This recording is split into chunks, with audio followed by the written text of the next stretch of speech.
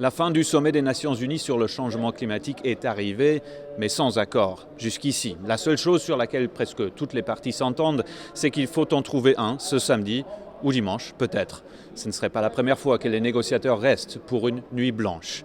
Les pourparlers sont toujours au point mort sur des questions clés. Les obstacles comprennent les difficultés à conclure des accords sur les émissions de carbone et sur le financement des pertes et dommages dans les pays les plus vulnérables au changement climatique.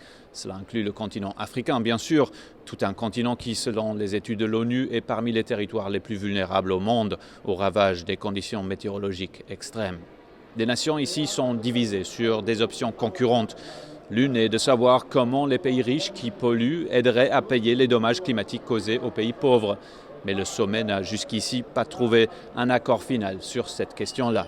Ce qui a caractérisé ce sommet aussi, c'est la pression croissante des jeunes militants, qui reprochent aux générations précédentes de ne pas avoir agi à temps sur les problèmes auxquels l'humanité est confrontée aujourd'hui. Une militante ghanéenne d'à peine 10 ans a mis les diplomates debout ce vendredi avec son plaidoyer passionné pour la mise en œuvre de la soi-disant justice climatique et pour des accords d'indemnisation pour les nations les plus vulnérables. I appeal to you. Have a heart. Nakayat Dramani Sam a critiqué les délégués, disant qu'ils agiraient plus rapidement pour arrêter le réchauffement climatique s'ils avaient son âge. Mais après l'ovation pour elle, les nations se sont de nouveau disputées sur plusieurs questions épineuses.